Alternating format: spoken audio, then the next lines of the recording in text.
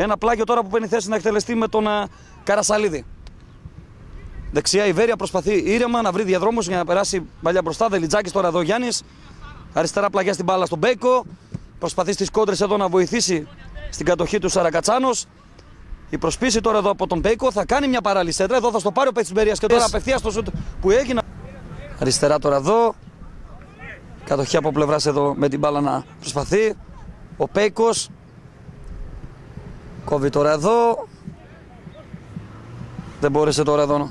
Τελιτζάκης η σέντρα τώρα που γίνεται. Πατάει την μπάλα τώρα εδώ επικίνδυνα η Βέρεια μπροστά. Θα γίνει τόσο.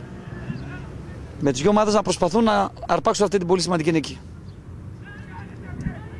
Σε ένα πολύ καλό δυνατό παιχνίδι με τον αρχικό της Βέρειας τώρα εδώ. Μπέικος μπροστά. Προσπαθεί εδώ να περάσει. Εδώ offside υποδεικνύεται. Σε αυτή τη φάση με την υπόδειξη του Μαυροπούλου αντιδράσει σε αυτό το offside στο 89.